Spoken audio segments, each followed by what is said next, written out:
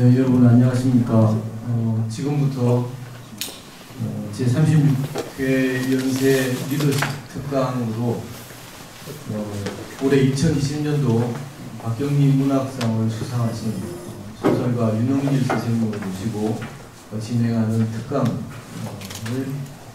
초청 강연을 시작하도록 하겠습니다.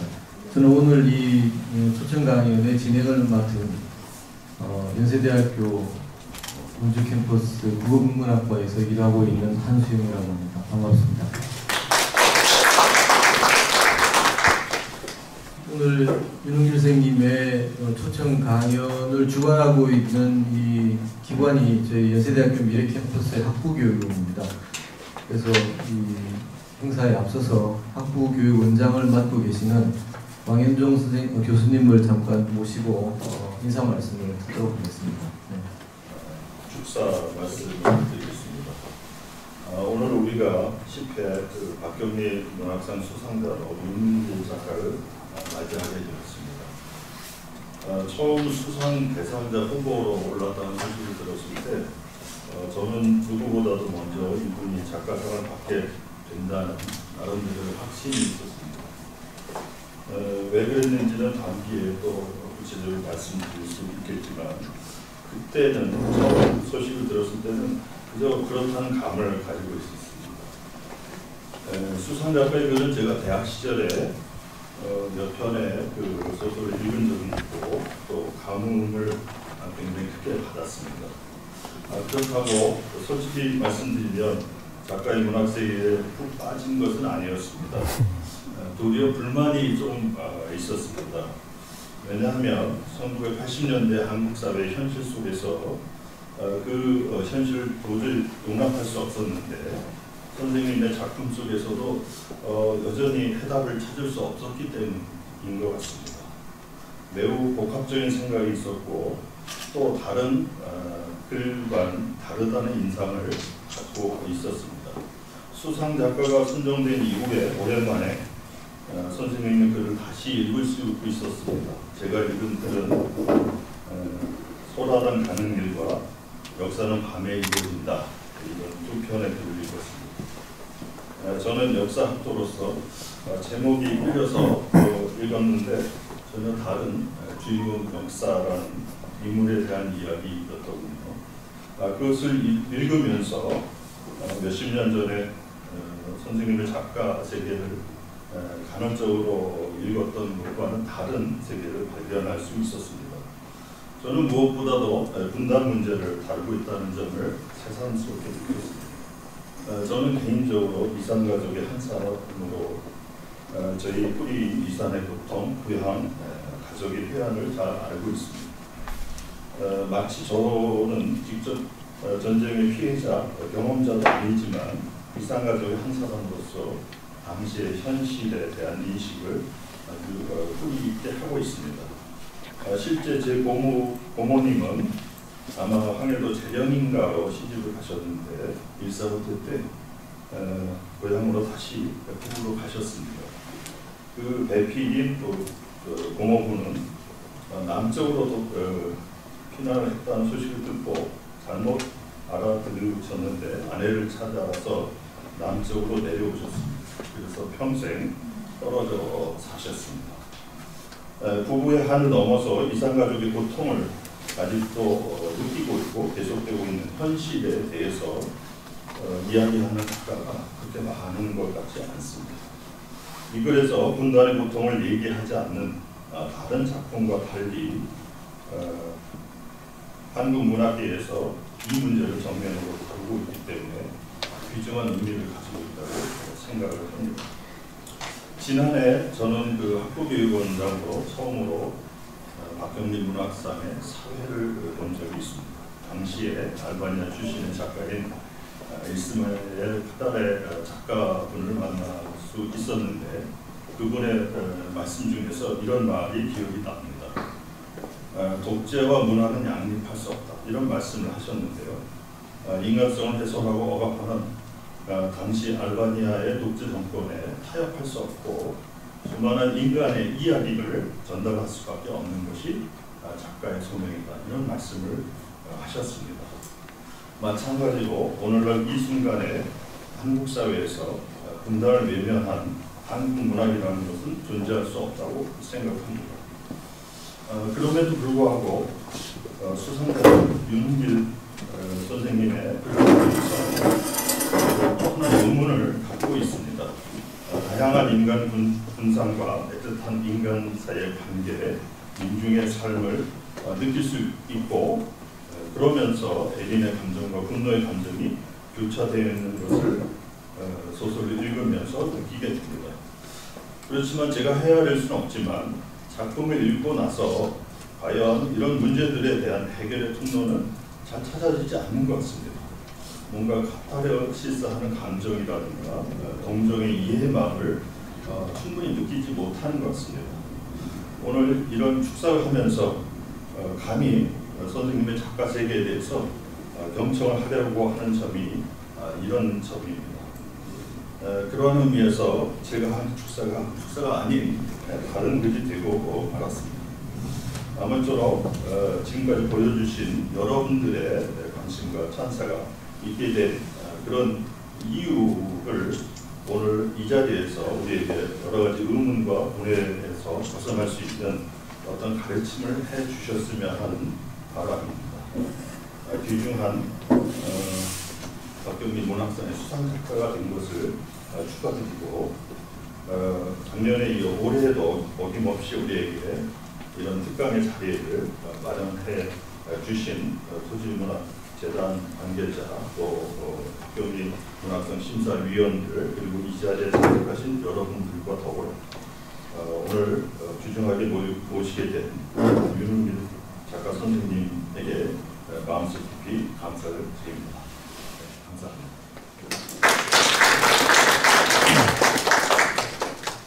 네, 와현종 원장님 축사 감사합니다. 그러면 이제 오늘의 주인공이신 윤은길 선생님을 모시기 전에 잠깐 선생님에 대해서 제가 간단하게 선생님의 이력을 좀 말씀을 드리고 그리고 선생님을 연단으로 모시도록 하겠습니다. 제가 한 페이지 정도이기 때문에 읽어보겠습니다. 윤은길 선생님께서는 1942년 전라북도 정읍에서 태어나셨고요. 61년 전주사범학교를 졸업한 후에 공군에 입대하셔서 군복무를 하셨습니다. 그리고 66년 부안의 진서초등학교 석포분교에서 교사로 근무하시면서 내소사에서 습작생활을 시작하시고 1968년 한국일보 신춘문예에 소설 회색면류관의 계절이 당선되어서 문단에 데뷔하셨습니다. 73년도에는 원광대학교 물리대학 국문과를 졸업한 후에 숭신여자중고등학교 교사를 거쳐 출판사 일조각 편집부에서 근무하신 적도 있습니다. 73년에 외할머니와 친할머니의 두 아들이 각각 국군과 빨치산의 가담에 맞서는 동족상잔의 아픔과 함께 감동적인 화해를 그린 장마를 발표하여 문단의 주목을 받았습니다. 장마는 2000년 이후 한동안 고등학교 국정교과서에 실리기도 하였습니다. 70년대 후반에 들어와 산업화 과정에서 드러나는 노동계급의 소외와 갈등의 문제를 형상화한 9켤레의 구두로 남은 산에 직선과 곡선, 창백한 중년 등의 연작을 발표하셨습니다. 1980년대 접어들며 발표한 완장에서 권력의 생태에 대한 비판의식을 풍자와 해악의 기법으로 표현하는 한편 장편 애미는 격동의 현대사를 살아온 여인의 순환사를 따뜻한 시선으로 형상화하였습니다. 선생님의 작품은 전반적으로 독특한 열리정 기법으로 시대의 모순을 드러내며 한국 현대사에 대한 예리한 통찰력과 함께 산업화와 소외의 문제에 대한 비판적 시각을 보여주었다는 평단의 평가를 받아왔습니다. 1995년부터 한서대학교 인문사회학부 문예창작학과 교수로 재직하셨고 99년 민족문학작가회의 부이사장을 역임하셨고 2016년 7월 대한민국 예술원 회원으로 선출되셨습니다. 77년에 9켤레의 구두로 남은 사내로 한국문학작가상을 받으셨고 83년 완장으로 현대문학상, 꿈꾸는 자의 나성으로 한국창작문학상을 수상하셨습니다. 또 1995년 나스로 요산문학상, 2000년도에는 산불로 21세기 문학상을 받으셨고 2004년 소라단 가는 길로 대산문학상, 2010년 현대불교 문학상을 수상한 바 있습니다. 작품은 굉장히 많아서 일일이 소개해드리기가 어렵고요. 선생님의 작품은 가까운 일본을 비롯해서 영국, 프랑스, 독일, 멕시코, 스페인, 스웨덴, 아르헨티나, 중국 세계 여러 나라로 번역되어서 세계 각국의 독자들을 확보하고 계시기도 합니다. 그러면 윤영길 선생님을 연단에 모셔서 선생님의 말씀을 듣도록 하겠습니다.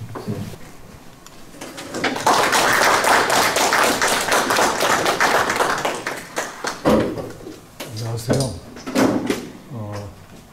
제가 이래봬도 박경리 문학상 수상 작가입니다. 사람들이 제 작품에서 이야기할 때 아웃켈레에서 제일 재미있게 읽힌 부분이 주인공 권 씨가 자존심이 딱꼭질할 때마다 입버릇처럼 한 이야기가 나 이래봬도 대학 나온 사람이요, 나 이래봬도 안동권 씨요, 두 마디를 꼭 했는데 그거를 그 표현을 빌려가지고 소감을 물을 때마다 제가 하는 얘기가 저 이래봬도 박경리 문학상 수상 작가입니다. 이렇게 지금 이야기를 하고 있습니다. 요 연세대 미래 캠퍼스와 박경리 선생님과 함께 쌓였던 그런 그 추억, 이것이 저한테는 여러 가지 중요한 그 추억들이 있습니다. 선생님과 함께 이 미래 캠퍼스 녹음길도 같이 걸으면서 대화를 나눴고, 또 단풍길도 같이 걸으면서 대화를 나눴고, 또 한 번은 연구실로 데려가셔가지고 거기서 이제 차를 마시면서 대화도 오래 나눴고, 그 미래 캠퍼스하고 관련된 여러 추억 가운데서도 가장 그 인상적인 추억이 호수로 데려가셔서 거기서 앉아서 언덕에 앉아가지고 호수를 바라보시면서 그 말씀하셨던 백조 이야기, 초겨울에 밤중에 그 길을 걸어 나가는데 멀리서 물소리가 첨벙첨벙 요란하게 나서 웬일인가 하고 가봤더니 사르르 열기 시작했는데 백조들이 그 살얼음 위를 빙빙 돌면서 날개축지로 얼음판을 때려가지고 계속해서 얼음을 부수면서 쟤네가 먹이 활동할 수 있는 그 커다란 그 원을 만드는 그 광경을 보시고 너무나 큰 감동을 받으셨어요. 그 백조 때의 눈물겨운 삶을 위한 투쟁, 이 말씀을 하시면서 눈물이 그냥 글썽글썽 해가지고 저희한테 말씀을 해주시고, 그리고 그때 이제 그 생명의 존엄성에 대해서 굉장히 그 강조를 하시고, 그래가지고 호수 매립공사가 계획되어 있었는데 그 반대하는 운동을 하셨다는 그 말씀, 그 말씀이 그 제일 그 기억에 강하게 남아있는 그런 말씀입니다. 그런 그 선생님과의 여러 가지 추억이 많이 쌓여있는 이 미래 캠퍼스에 와서 박경리 문학상 수상자의 자격으로 이 자리에 이렇게 있을 수 있게 해주신 선생님께 감사를 새삼스럽게 드립니다. 아까 그 축사해 주신 왕 원장님 말씀 잘 듣고 그리고 한편으로는 수긍을 하면서도 다른 한편으로는 저분이 소설에다가 너무 큰 기대를 걸고 계시구나. 소설이 어쩌면 소설의 한계를 뛰어넘어서까지도 큰 기대를 걸고 계시는 것 같은 그런 느낌을 받아서 요즘 현대 소설에 와가지고 문학의 기능 또 작가의 역할 이것에 대해서 세상이 그렇게 엄청난 것을 기대도 하지 않고 요구도 하지 않는 그런 추세라는 것을 먼저 말씀드리고 그 다음에 그 지적에 대한 답변은 앞으로 제가 해야 될 그 이야기 속에 들어가 있습니다. 임금님 귀의 비밀을 알고 있는 이발사의 역할, 그 다음에 상갓집에 가서 품삯을 받고 곡을 배신해주는 그 곡비의 역할, 이 사이에서 작가의 오늘날 현대 작가의 그 역할이나 기능이 한정되어 있다는 것을 이따가 말씀을 드리겠습니다. 80년대 초에 프랑스의 그 3대 일간지 중 하나인 리베라시옹에서 창간 10주년 기념으로 별책 부록 특집을 만든 적이 있습니다. 그때 세계 많은 나라의 작가들로부터 그 앙케트를 받아가지고 그걸 모아서 별책 부록으로 만든 적이 있는데 그때 그 작가들한테 던진 그 설문이 당신은 왜 문학을 하는가 이런 제목이었습니다. 그래서 많은 작가들이 거기에 이제 답변을 했고 한국에서는 그 신경민 선생님하고 저하고 두 사람이 이제 시와 소설을 대표해서 그 앙케트에 응한 적이 있는데 그때 종합적으로 이제 그 세 개의 작가들이 답변한 내용을 대충 파악을 하고 상당히 놀란 적이 있습니다. 누구라고 하면은 알만한 세계 그 유수의 시인 소설가들이 당신은 왜 문학을 하는가? 나는 인기를 얻고 싶어서 문학을 한다. 또 어떤 사람들은 또 놀랍게도 돈을 벌고 싶어서 문학을 한다. 또 어떤 사람들은 애인에게 잘 보이고 싶어서 문학을 한다.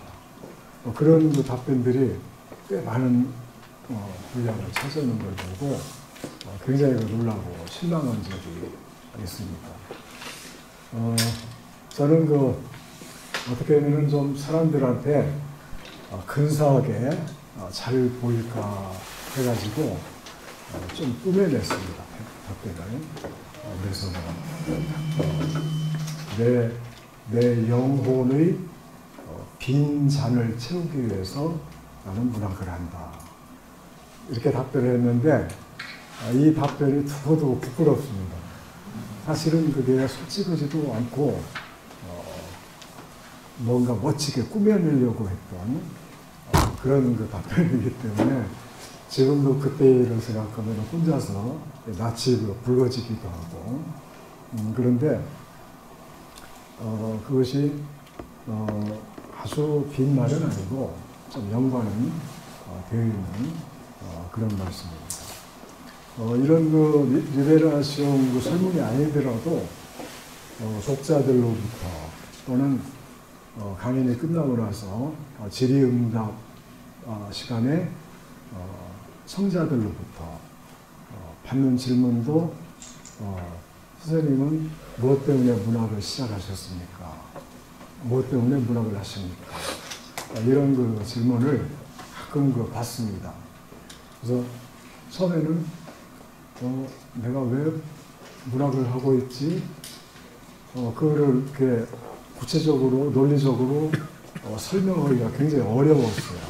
여러 번 받다 보니까 내가 이렇게 해서 처음에 문학을 시작했고 이런 생각으로 문학을 하고 있지 하고는 정리하는 기간이 있었습니다. 그래서 지금은 왜 문학을 하는가 제가 잘 알고 있어요. 첫째로 고백을 하기 위해서 저는 문학을 합니다.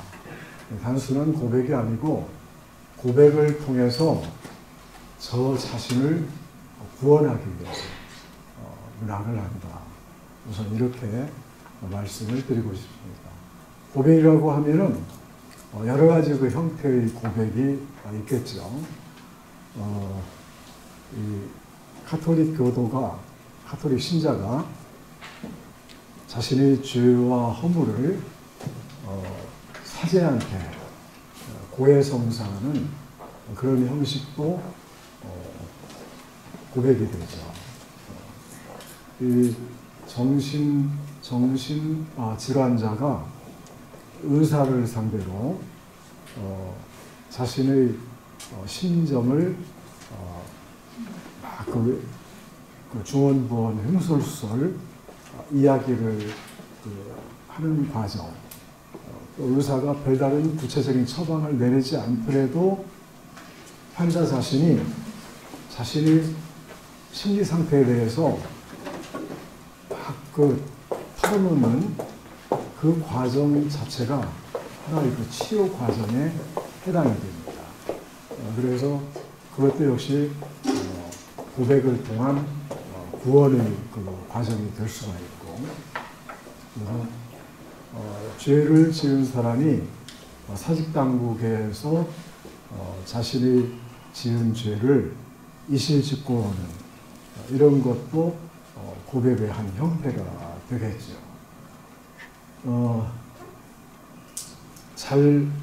사실대로 잘 고백을 하면은 감명의 혜택이 주어지기도 하고 그러죠. 이런 그 고백 말고도 세상에는 여러 가지 형태의 다양한 고백이 존재하고 있습니다. 그래서 문학을 통해서 이런 그 다양한 형태의 고백이 작품으로 수용되고 그런 그 고백의 과정을 통해서 주인공, 작중 인물들이 어떤 그 속박으로부터 노연하기도 하고, 또 작가 자신이 대타로 내세운 자신의 아바타로 내세운 작중 인물의 고백 행위를 통해서 오히려 작가 자신, 작중 인물을 창조한 작가 자신이 고백의 결과에, 구원의 결과에 도달하기도 하는 그런 그 여러 가지 형태를 볼 수가 있습니다. 그래서 아마 그 타이타닉 그 영화 보신 분들이 많이 계실 것 같은데, 이 거대한 그 호화 유람선이 침몰할 때 그 수많은 승객들이 죽음의 공포에 휩싸여가지고 패닉 상태에 빠집니다. 그래서 멀쩡하게 조금 전까지도 멀쩡한 그 신사, 인간이었던 그 승객들이 죽음의 공포 앞에서 순식간에 그 비인간으로 전락해가는 그런 모습을 생생히 볼 수가 있습니다. 그런 그 아비 교환 속에서 그 선내 신뢰악단 당원 중에 하나가 그를 둘러보다가 갑자기 바이올린을 꺼내가지고 연주를 시작합니다. 그러니까 주변에 있던 다른 단원들도 다 같이 모여가지고 같이 이제 합주를 시작하는데, 그때 이제 그 합주할 때 한 그 곡이 찬송가에서 미래와 소망을 기원하는 그런 그 하늘 가는 밝은 길이 내 앞에 있으니 그런 그 찬송입니다. 그 곡을 죽음 앞에서도 두려움 하나도 없는 아주 평온한 표정으로 평소의 실력대로 계속 찬송가를 연주하는 그런 모습을 볼 수가 있습니다. 그 주변에 있던 몇 사람도 같이 이제 동참하기도 하고, 인간으로서의 그 악단원들이 죽음을 목전에 두고 자신이 유한한 존재라는 것, 자신이 무력한 존재라는 것, 이거를 하나님 앞에 고백을 하고, 그리고 하나님께 그 군가를 부르는 그런 그 장면을 영화에서 본 적이 있습니다. 군가를 한 번만 부르는 것이 아니고 계속해서 목청을 다해서 군가를 부릅니다. 이런 그 형태가 됩니다. 그렇게 하면은 이 총상의 고통도 줄어들고, 그리고 죽음의 공포에서도 어느 정도 멀어지는 그런 효과가 있습니다. 이런 형태의 고백도 있을 수가 있고, 뭐 그런 예를 들자면은 굉장히 많이 있어요. 그 낙반 사고가 난 탄광에서 그 굴안에 갇힌 광부들이 어떤 그 광부들은 이제 그 오래 그 먹을 것을 구할 수가 없으니까 낙장 안에 갇힌 상태에서 이 칼로 가죽 구두를 잘라가지고 그거를 씹는 그런 그 광부도 있고, 그리고 또 어떤 사람은 칼을 계속 가는 그런 그 광부도 있어요. 그리고 그 칼 가는 모습을 본 다른 광부들은 공포에 질리게 됩니다. 아, 저놈이 나를 잡아먹으려고 칼을 갈고 있구나.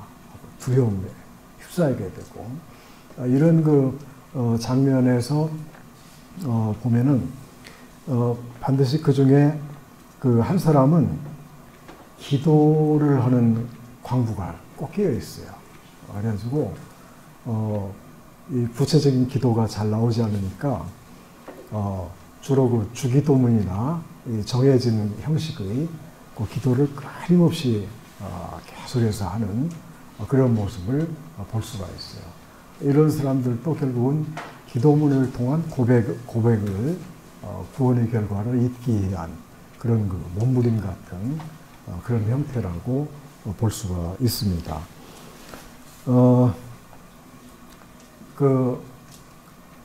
우리 그 부인들, 아낙네들이 부르는 민요 같은 그런 그 부요에 보면은 아주 호된 시집살이에 시달리는 며느리가 어디 가서 시어머니 욕하고 시어머니 흉을 볼 수가 없어요. 그러니까 밭에 나가서 혼자 호미질하고 밭내고 할 때, 그때 이제 그 시어머니의 흉을 담은 부요를 소리내서 부르게 됩니다. 그러면은 이 시집살이에 시달려서 아주 힘들게 살아가는 며느리가 마음이 풀리고, 그리고 다시 일상으로 돌아갈 수 있는 준비가 되어가지고 다시 시어머니가 있는 집안으로 들어가서 밥하고 빨래하고 그런 생활을 계속 할 수 있게 됩니다.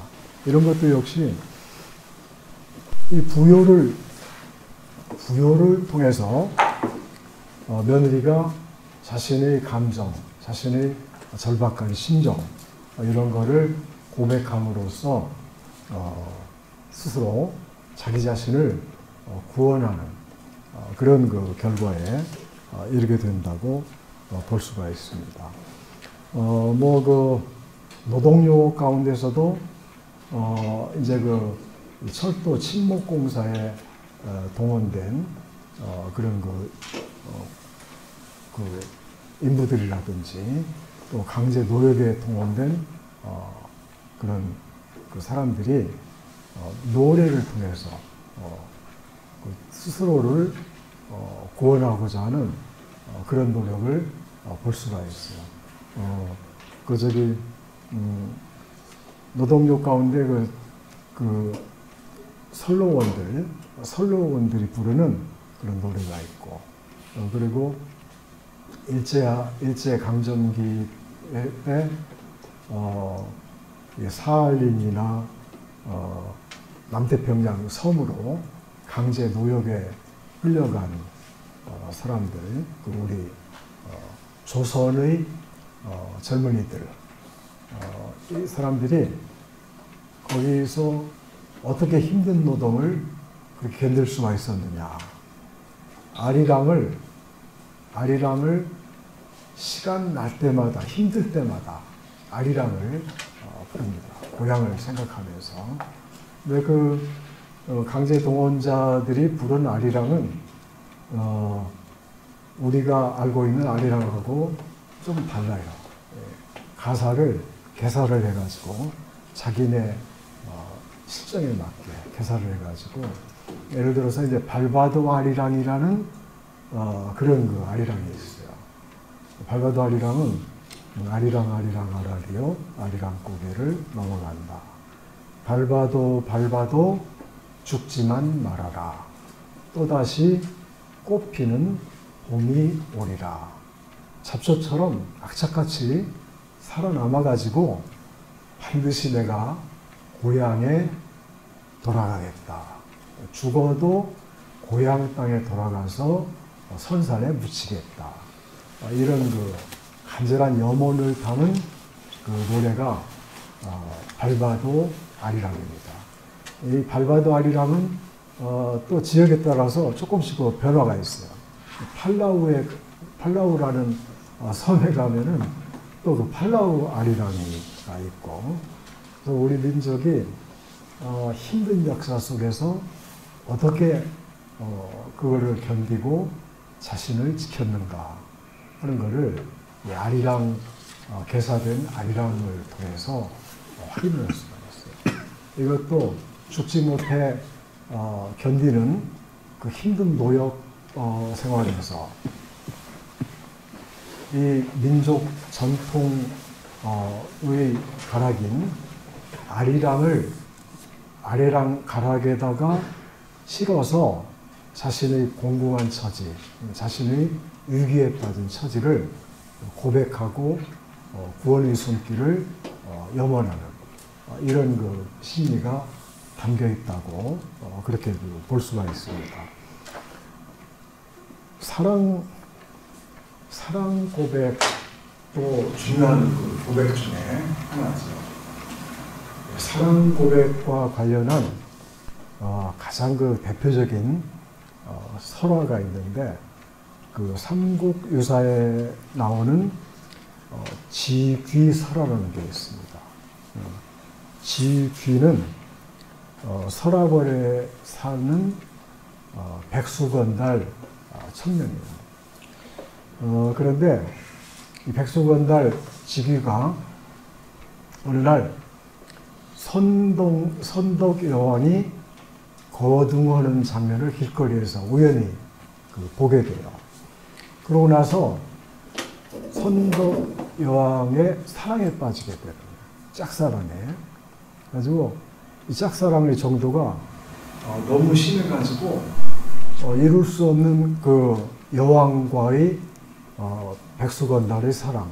이거는 이제 처음부터 불가능한 사랑이기 때문에 자기의 그 연모의정을 표현할 길도 없고 이루어질 가망은 더 없고 그러니까 스스로 죽어갑니다. 상사병에 걸려가지고 죽어가는데 이것이 온 서랍을 안에 소문이 나버려요.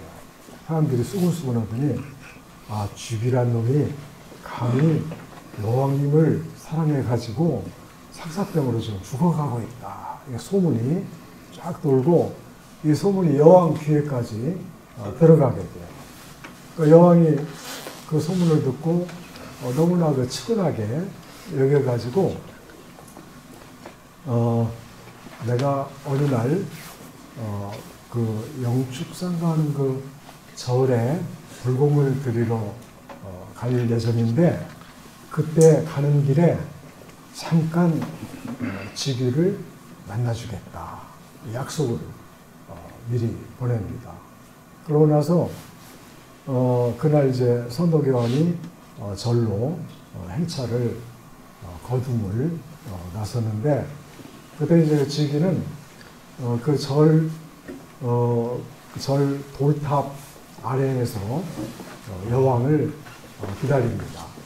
불공 마치고 나오기를 기다리다가 너무 오랫동안 그 침식도 잊어버리고 또 상사병이 아주 골수에까지 들어가지고 기진맥진한 상태에서 돌탑 아래서 오랫동안 기다리다가 그냥 거의 쓰러져가지고 잠이 들어버렸어요.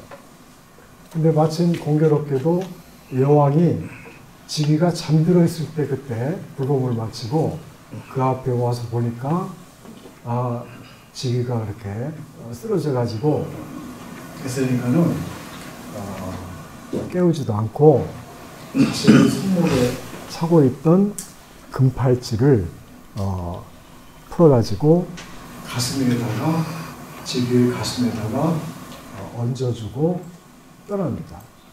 직위는 이제 시간이 지난 다음에 깨어서 보니까 여왕은 벌써 가버렸고 자기 가슴에 금팔찌가 있으니까 그 금팔찌를 보는 순간에 그 기쁨을 주체할 수가 없어가지고 갑자기 가슴에서 불이 일어나버려요.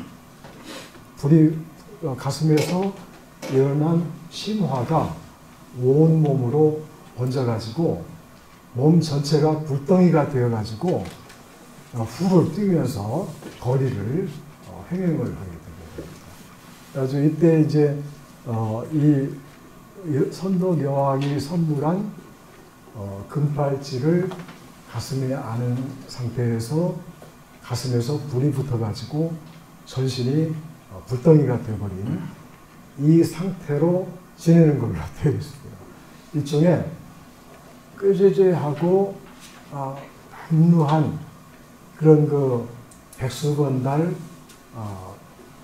직위에서 불의 신으로 신분이 이동을 하게 되는 거예요. 이건 하나의 그 구원의 결과라고 이야기할 수가 있는데 사랑을 고백함으로써 이룰 수 없는 사랑이지만은 뭔가 큰 변화가 와가지고 자신의 꾀죄죄한 모습을 던져버리고 불의 신으로 바뀌는 그런 그 과정을 통해서 고백이 얼마나 큰 역할을 하고 있는가를 우리가 다 같이 느낄 수가 있습니다. 그 다음에 제가 이제 두 가지 중요한 그 고백의 형태를 이야기하고 싶은데, 전 시대에 우리 어렸을 때만 해도 그거를 볼 수가 있었어요. 동네 부잣집에서 상이 나면은 보통 사람들은 이제 3일장을 많이 치르는데 동네 부잣집, 지체가 높은 집에서 상이 나면은 5일장을 많이들 치르게 되고 그럽니다. 그런데 상주들이 3일 동안 계속해서 곡을 하는 것도 너무나 힘든 일이에요. 그 상주들이 계속해서 곡을 소리내서 해야만 문상객들이나 그 보는 사람들이 참 효자 집안이구나, 참 제대로 된 집안이구나 하고 칭찬을 하는데, 만약에 곡소리가 끝이고 잘 나지 않는다면 에이 싸가지 없는 놈들, 부려막심한 놈들하고 욕을 하게 되고요.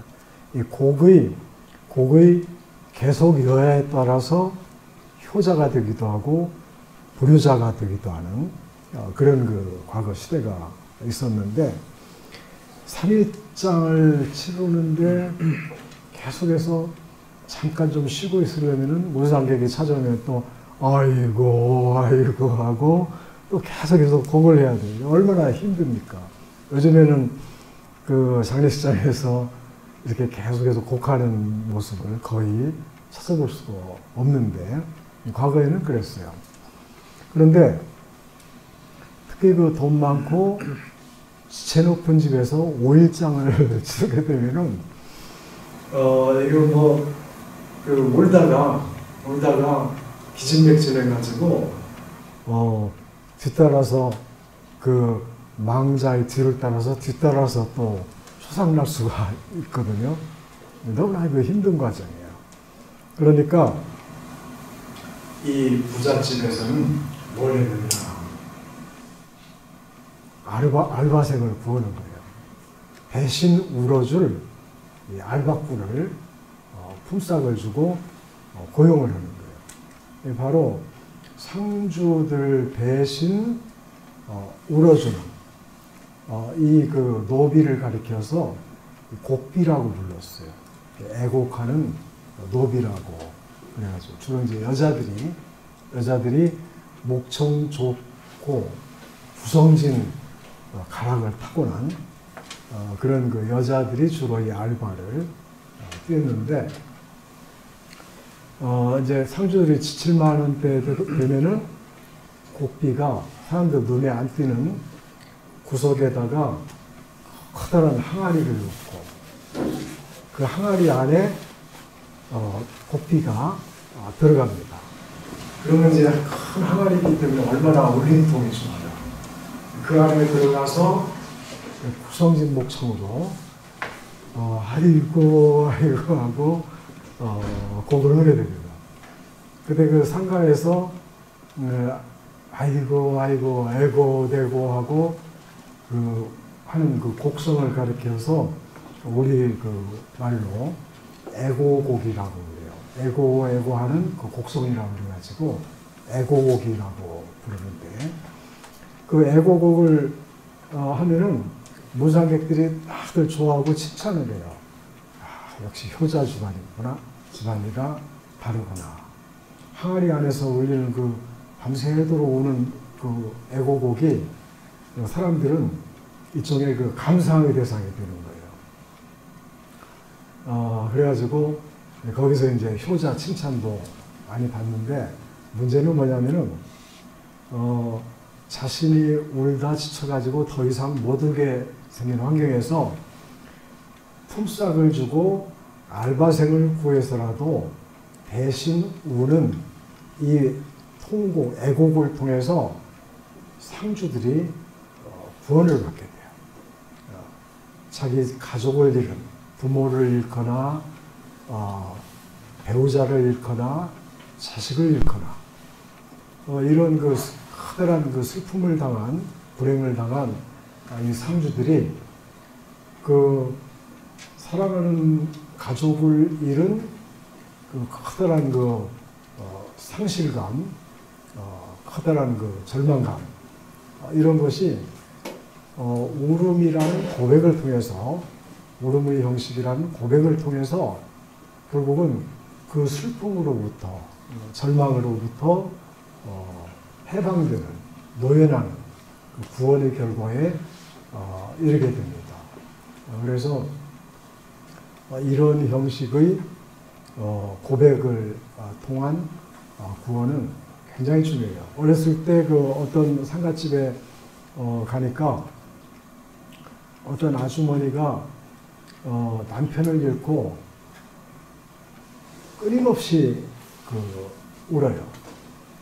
처음에는 이제 막 피가 맺힌 것 같은 울음소리는 듣는 사람까지도 아주 그냥 철회하게 만드는 그런 통곡인데, 이제 오랜 시간이 지난 다음에 다시 가보니까 그때도 계속해서 울고 있는데 뭔가 그 울음의 성격이 좀 바뀐 것 같은 느낌이 들어요. 자세히 듣고 있으니까 그게 아니고 처음에는 슬퍼가지고 통곡을 시작을 했는데 통곡이 계속되다 보니까 자기 통곡에 자기가 취해 있는 거예요. 취해가지고 일종의 자기도 지비선 상태에 빠져가지고 자기가 하는 통곡을 자기 자신이 즐기고 있는 것 같은 그런 느낌이 들어가는 거예요. 그 상태가 되니까 이미 그 사람은 그 슬픔으로부터, 도저한 슬픔의 상태로부터 이미 벗어나 있어요. 이것도 역시 고백이 가지고 있는 놀라운 그 효과, 효능이라고 저는 그렇게 믿고 있습니다. 마지막으로 말씀드릴 게 이제 임금님귀는 당나귀 귀, 이 비밀을 알고 있는 이발사 이야기죠. 아마 그 지증왕, 신라 그 지증왕으로 기억이 되는데, 그 지증왕인가 하는 그 임금의 귀가 당나귀 귀처럼 크고 못생겨가지고 그 자신의 귀의 비밀을 감추려고 하는데도 어쩔 수 없는 경우에 이제 들키는 경우가 생겨나게 되죠. 그러면은 자기 귀의 비밀을 알고 있는 사람은 바로 그냥 처단을 해버려요. 죽여버려요. 이발사는 죽일 수가 없어요. 계속해서 이발을 해야 되니까. 살려두는 대신에 철저히 그 비밀을 지키도록 그렇게 했는데, 이 이발사는 임금님 귀의 비밀을 알고 있기 때문에 죽어갑니다. 속병이 되어버려요. 발설하면은 자기는 죽을 수밖에 없어요. 발설하지 않아도 죽을 수밖에 없어요. 왜냐하면 비밀을 털어놓고 싶어서 미치겠는데, 자기만 알고 있는 그 비밀을. 근데 누구한테 털어놓을 수도 없고, 혼자만 간직하고 있자니 이건 사람 미칠 노릇이고. 그러니까는 병에 걸려가지고 이발사가 죽어갑니다. 자기가 죽지 않고 살기 위해서 부녀지책으로 짜낸 묘안이 갈대밭으로 들어가는 겁니다. 아무도 없는 그 호젓한 갈대밭으로 숨어 들어가서 갈대밭 속에서 자기 마음껏 비밀을 누설을 해줍니다. 임금님귀는 당나귀귀, 임금님귀는 당나귀귀 해가지고 이발사는 결국은 자기 목숨을 구하게 돼요. 비밀을 누설하고 나니까 이제 후련해져가지고 그때부터 한동안 잘 견디다가 그 다음에 또 못 견디게 생겼으면은 다시 갈대밭을 찾아 들어가고 그러면서 고백을 통해서 표현을 통한 고백으로 자기 목숨을 건지는 구원의 결과에 이르게 되는 것을 고사를 통해서 우리가 볼 수가 있습니다. 뭐 예를 들자면은 참 많죠. 천일 야화, 그 아라비안 나이트에서 일종의 그 세라사대도 일종의 그 작가, 결국은 자기 언니의 목숨을 살리기 위해서 짜는 묘안이 천일 밤 동안을 임금을 현혹시키는, 임금을 매료시키는 재미있는 이야기를 계속해서 들려줌으로써 자기 언니의 목숨을 하루하루 더 연장시켜 나가다가 결국은 언니를 끝내 구원의 결과로 도달하기 위해서 황후 자리를 살아서 유지하게 만드는 그런 그 효과를 내고 있어요. 이 작가라는 것은 결국은 누군가의 구원을 위해서, 누군가의 목숨을 살리기 위해서 중간 역할을 하는 그런 존재 아닙니까? 저는 그런 생각을 하고 있습니다. 저는 임금님 귀의 비밀을 발설하지 못해가지고 죽어가는 이발사를 살려주기 위해서 갈대밭으로 이발사를 인도하는 역할, 이것이 오늘날 작가의 역할이 아닐까. 저는 그렇게 생각을 하고 있습니다. 또 한 가지는 누군가의 슬픔과 커다란 상실감으로부터 사랑하는 사람을 잃은 누군가를 구원하기 위해서 곡비의 역할을 맡고 있는 존재가 바로 오늘의 작가가 아닐까, 그런 생각을 하고 있습니다. 물론 그 작가 자신이 자기가 직접 생활 속에서 했던 직접 체험의 세계를 다룬다면은 그때는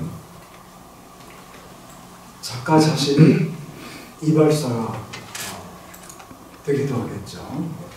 또 작가 자신이 상주가 되기도 하겠죠. 저한테도 그런 경험이 있어요.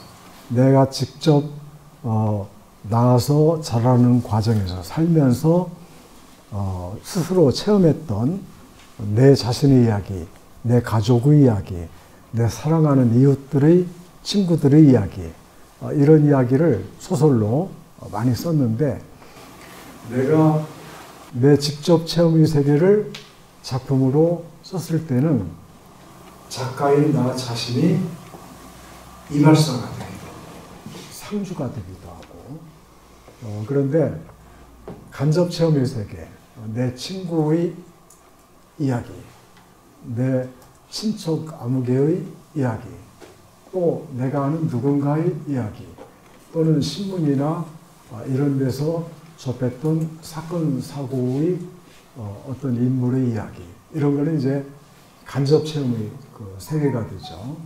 간접 체험을 통해서 얻은 주제나 소재를 내가 작품으로 썼을 때, 그때는 작가는 이발사를 갈대밭 쪽으로 밀어넣는 그런 그 존재가 되죠. 작가가.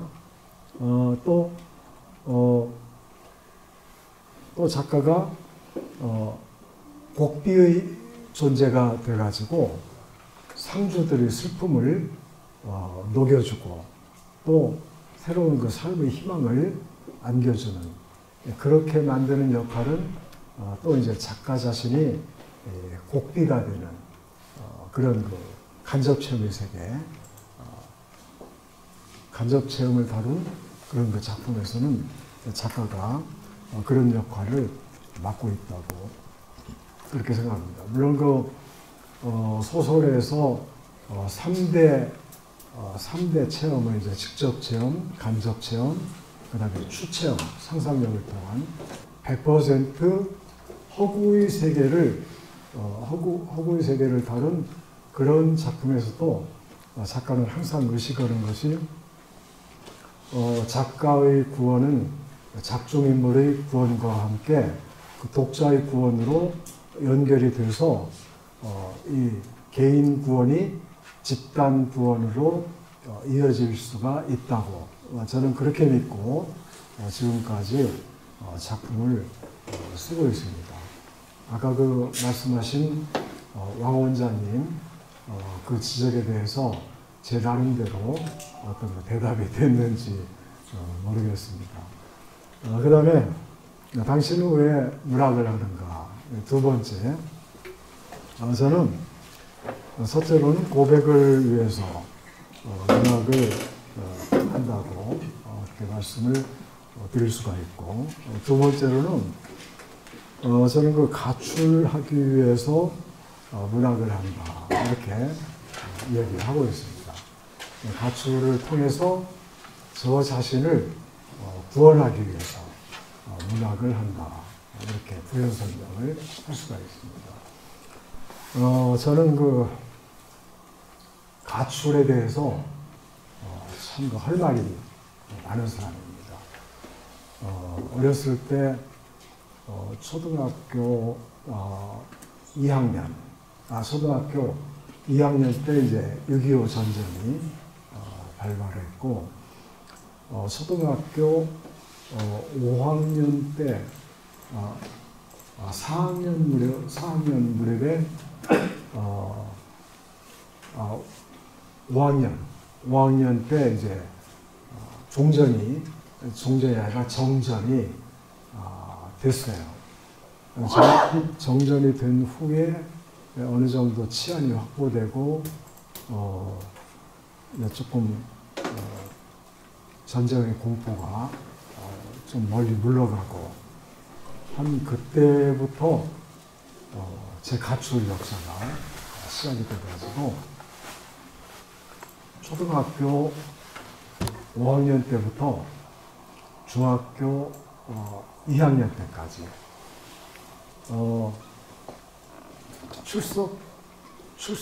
학교 출석부상에 장기 무단 결석으로 기록된 것만 5차례가 있어요. 그래가지고 요즘에 그 젊은 친구들 유행하는 문자로 표현한다면은 상습 가출러에 해당되는 그런 경력을 가지고 있는데, 왜 가출했는가? 첫째는 가난을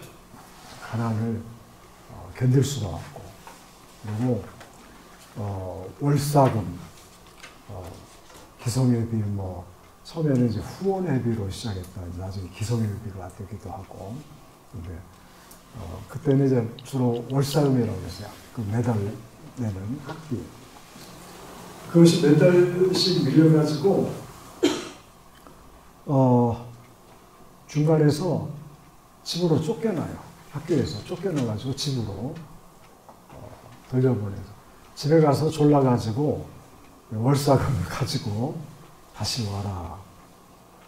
그때마다 정말로 자존심이 너무나 상하고 아버지 그 생활에 능력이 없는 것처럼 보이는 그 아버지에 대해서 원망스럽고 분노가 일고, 우리 아버지는 당시에는 아주 지식층에 속하는 분이었고, 또 남들이 다들 부러워하는 좋은 직장도 가지고 계셨고, 그런데 아주 그 고지식한 분이고 철저하게 유학에 물들어 있는 유교품에 물들어 있는 그런 분이었고, 그래가지고 그 좋은 학교 나와서 좋은 직장에서 길게를 못 견디세요. 얼마 정도 지나면은 꼭 상사하고 대판거리로 싸우고 사표 탁 쓰고 나와서 식생활을 또 한동안 하시고, 그리고 가족들이 그 아버지 실직 동안에 견딜 수가 없는 가난 속에서 시달리는 거예요. 그러다 보면 이제 월사금도 몇 달씩 밀리게 되고, 그러면서도 큰 자식인 저한테 얼마나 엄격하신지, 혼자 제가 그 공부를 꽤 잘했어요.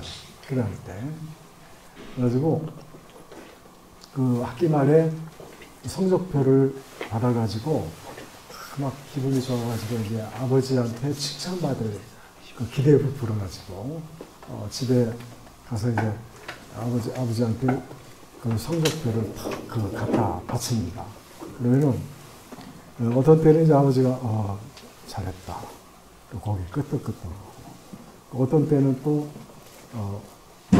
가서 내 해오느라 그 회초리 만들어 오라는 그런 말씀이신데 1등 석차 1등이 이제 적혀 있으니까 너무나 기대에 부풀고 그래가지고 아버지한테 아버지 밖에 나갔다 들어오시면은 알겠습니다 하고 보여줍니다. 이렇게 보고 가서 매해 오느라 그러시는 거예요. 1등인데. 그래서 너무나 억울해가지고 제가 왜 매를 만들어 옵니까? 그러니까 1등 있는데 왜 매 맞아야 됩니까? 항의를 하니까 1등이라고 다 같은 1등이 아니다.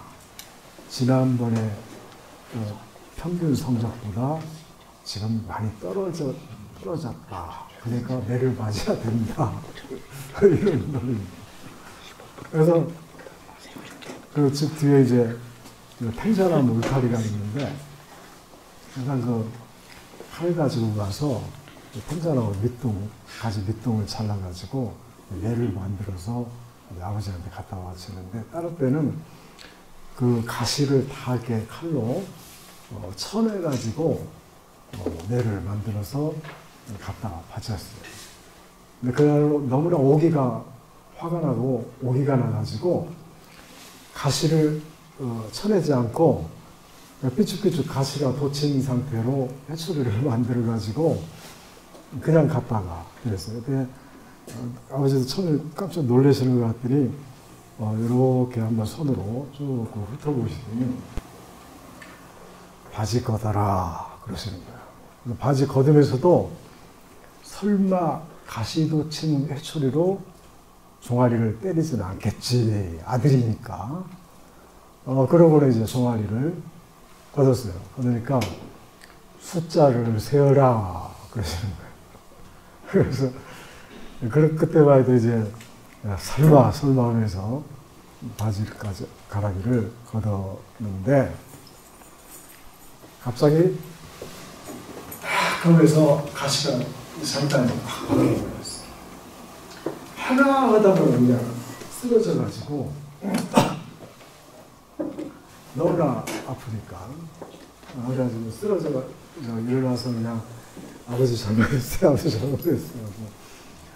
빌고 간신히 용서를 받았는데 그 뒤로 아버지에 대한 원망, 분노 너무나 쌓일대로 쌓여가지고 아버지에 대한 반항으로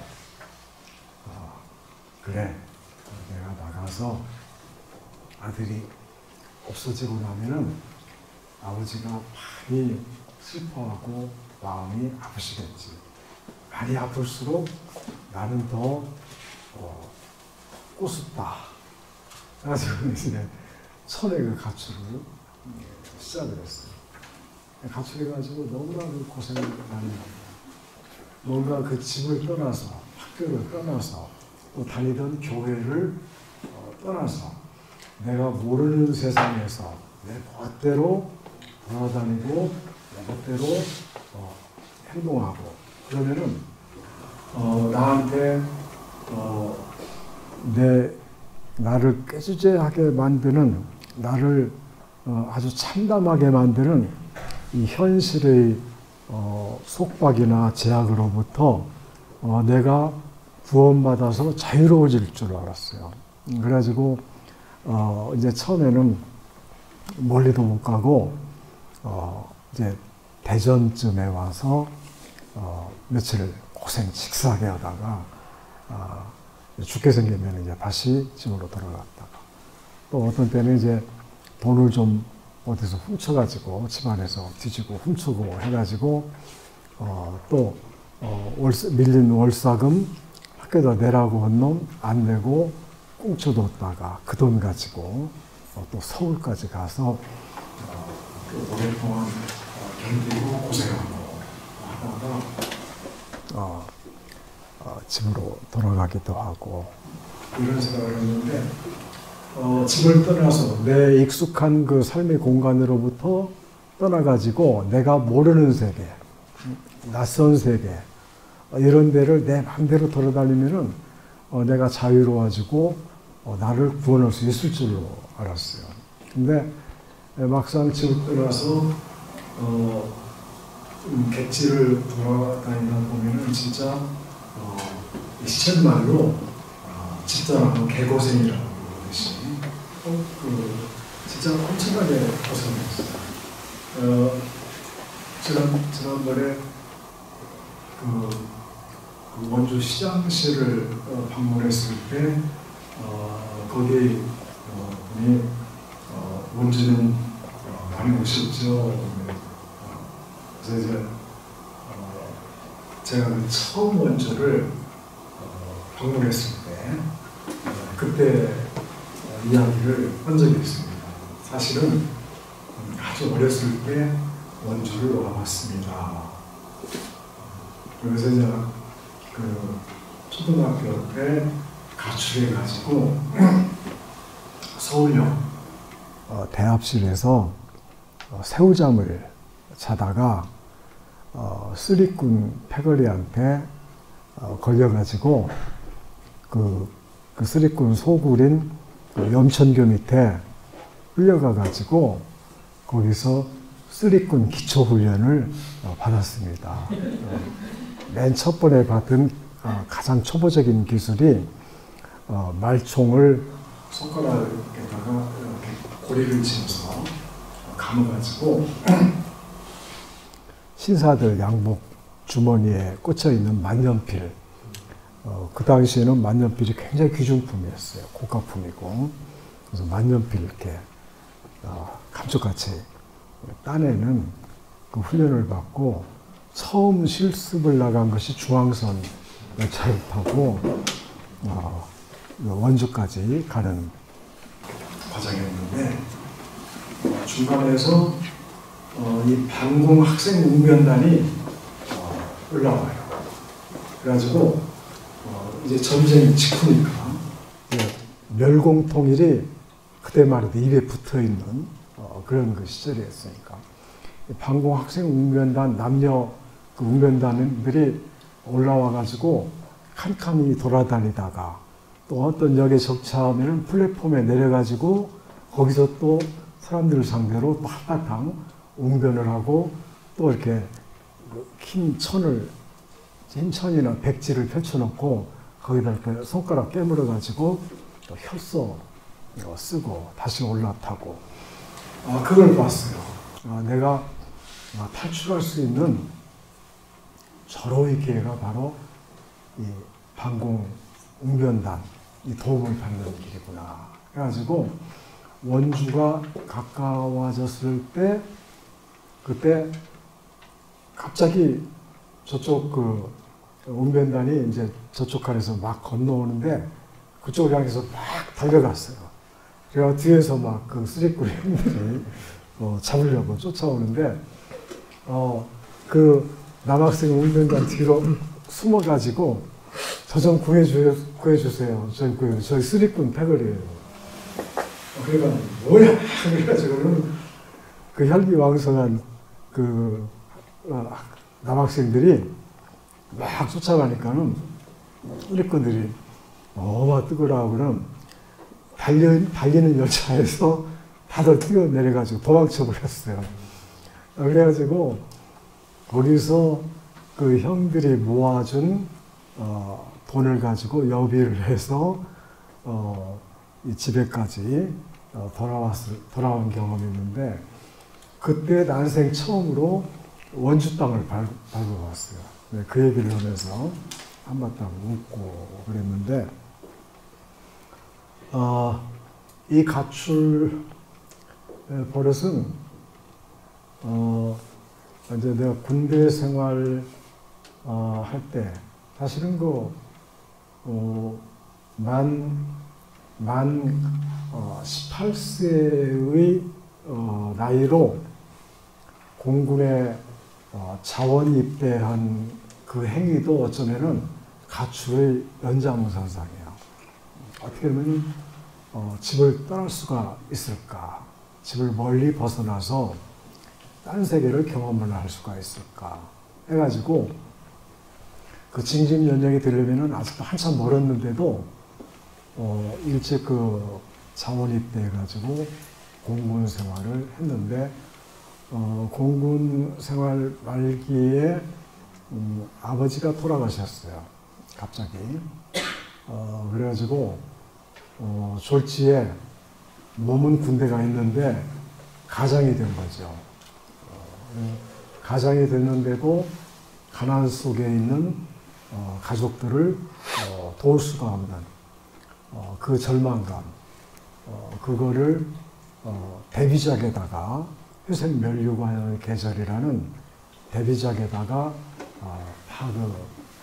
직접 체험의 세계를 묘사해 놨어요. 그때 너무나 슬프고 절망적이고 그러고 뭔가 좀 이 휴가를 보내주면은 잠깐이라도 가서 어떻게 그 가족들을 도울 수 있는 방안을 마련해 놓고 다시 오고 그러고 싶은데 휴가를 안 보내주는 거예요. 그래서 밤마다 군대에서 탈영을 꿈꿨어요. 어떻게든지 군대를 도망쳐가지고 가족을 돕고 싶다. 그래서 실제로 탈영 오기 위해서 철조망 앞에까지 간 적도 여러 번 있고 그런 그 심정 이거를 다큐멘터리 영화에서 세기 말의 전쟁, 핵전쟁 그 공포를 다룬 그 영화를 정원교육 시간에 군대 기지극장에서 이제 보여주고 그랬는데 거기에 그 세기말 종말의식과 연결시켜가지고 나 자신의 오래된 그 가슴앓이 이거를 맨 먼저 세상을 향해서 털어놓지 않으면은 그 가슴의 응어리에서 내가 벗어나기가 참 어려웠어요. 그 정도로 마음에 깊은 그 생채기를 남긴 그런 일이었는데 이제 데뷔작에서 그를 직접 체험의 세계를 작품화하면서 비로소 내 무거운 마음의 짐을 놓을 수가 있게 됐죠. 그 뒤로 이제 제대하고 나서 시간이 꽤 많이 든 것 같은데 조순대로 일찍 끝내겠습니다. 이렇게 좀 막 마지막 시간까지 많이 끌어야 질의응답이 적게 나옵니다. 질의응답 하는데 아주 진땀을 빼는 경우가 많이 있어요. 그래서 제가 일부러 막판까지 이렇게 이야기를 길게 끌어가기도 하고 이럽니다. 무전여행을 많이 다녔어요. 초등학교 교사 생활을 참 하기가 싫었어요. 제 꿈은 원래 초등학교 교사가 아니었는데 너무나 집이 형편이 어려우니까 어머니가 사범학교를 가라고 그렇게 강권을 하다시피 했어요. 또 한 가지는 당시 그 사범학교가 굉장히 들어가기가 어려운 그런 학교였어요.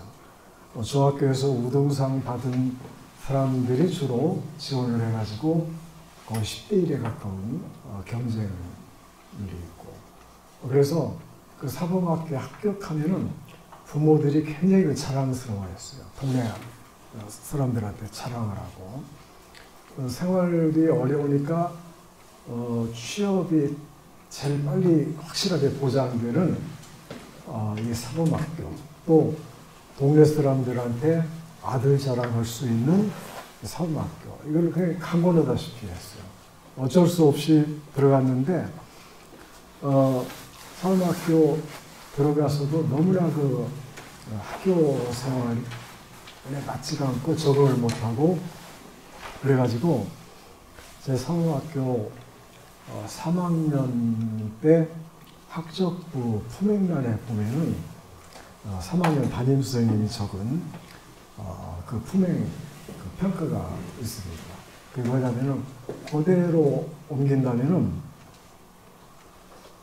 성격이 경조, 무박하고 난폭하여 치유불능의 문제아임. 이렇게 정확히 이렇게 돼요. 그 정도까지 아주 장래 진로를 막을 정도의 그 낮은 혹독한 평가가 있는 줄을 모르고 그들은 이제 대학 졸업하고 나서 어떤 그 고등학교에 이제 교사 자리로 이제 이야기가 돼서 그쪽에서 고등학교 성적 학적 그 증명까지도 요구를 했어요. 구체적으로 얘기하자면 균명고등학교예요. 그래가지고 이제 그 교육대학으로 학습부 사본을 떼러 갔는데 그분이 이 학습부 사본 가지고 과연 취직이 될지 모르겠네요. 그래요. 그 직원이 왜 그럽니까? 그랬더니 그걸 보여주는 거예요. 이렇게 돼 있다고. 너무 놀래가지고 이것 좀 어떻게 고칠 수가 없냐고. 그러다가는 제가 징역 가지요. 그거를 떼가지고 왔는데 아무리 생각해도 이거는 남한테 보여줄 수가 없는 학습부예요. 그래서 결국은 균명고등학교 국어교사 자리를 스스로 포기할 수밖에 없었어요. 그 정도로 적응을 못하고 그랬는데 초등학교 교사가 돼가지고 방학 때마다 무전여행 다니는 재미로 한 학기를 아주 어렵게 견뎠어요. 그러고 나서 다음 학기 또 방학 때가 되면은 또 종업식 날 배낭을 집에서 꾸려가지고 학교에 가서 종업식 마치자마자 또 무전여행을 떠나고 이런 생활을 하다가 이렇게 내 몸뚱이가 고생스럽게 실제로 가출하거나 여행을 떠나지 않아도 뭔가 아주 근사한 가출 방법이 있구나 하는 것을 최초에 제가 문학을 통해서 알게 되었어요. 66년 1월 1일자 서울신문 1면에 장편 현상 공모 당선자 기사가 대문짝만하게 났어요.